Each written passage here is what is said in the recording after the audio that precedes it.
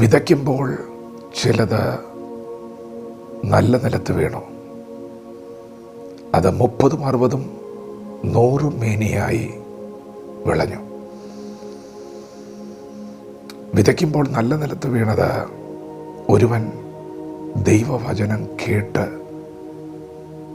ഗ്രഹിക്കുന്നതാകുന്നു. അത് 30, 60, 100 മേനി വിളഞ്ഞു. പ്രിയപ്പെട്ടവരെ, നിങ്ങൾ കേൾക്കുന്ന വചനത്തിൻ്റെ ഫലം നിങ്ങൾക്ക് കാണണമോ? എന്താണ് കേൾക്കുന്നതെന്ന് നിങ്ങൾ ഒന്ന് ഗ്രഹിച്ചാൽ മതി. അത്രമാത്രമേ ദൈവം ആവശ്യപ്പെടുന്നുള്ളൂ.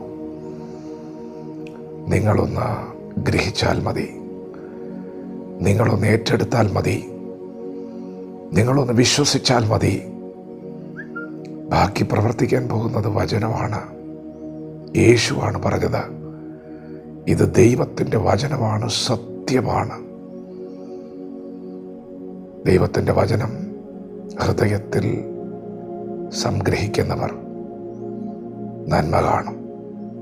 വചനം ഗ്രഹിക്കുന്നവർ 100 മേനി വിളവ് കാണും. എന്താണ് വചനം? നമ്മുടെ പാപത്തെ ചുമന്നുകൊണ്ട് യേശു ക്രൂശിൽ മരിച്ചു.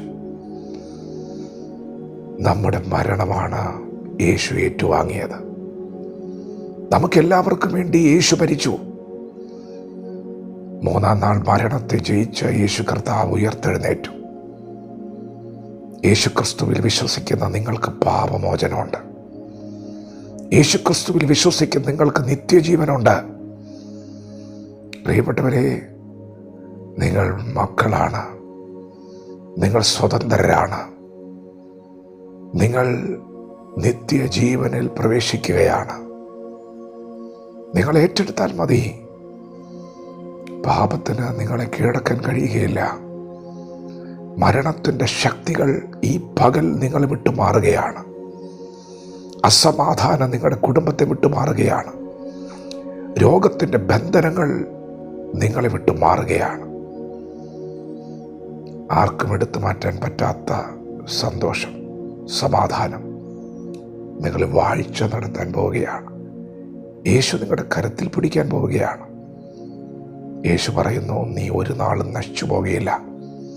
ഞാൻ നിന്നെ തള്ളിക്കളയുകയില്ല. ഞാൻ നിന്നെ കൈവിടുകയില്ല, ഉപേക്ഷിക്കുകയില്ല. പിതാവാണ് എനിക്ക് നിന്നെ തന്നത്. ഞാൻ നിന്നെ ഒടുക്കത്തെ നാളിൽ ഉയർത്തെഴുന്നേൽപ്പിക്കും. വചനത്തോട് പ്രതികരിക്കാം. ദൈവം നമ്മെ ഓരോരുത്തരെയും ഈ പകൽ അനുഗ്രഹിക്കുമാറാകട്ടെ. ആമേൻ.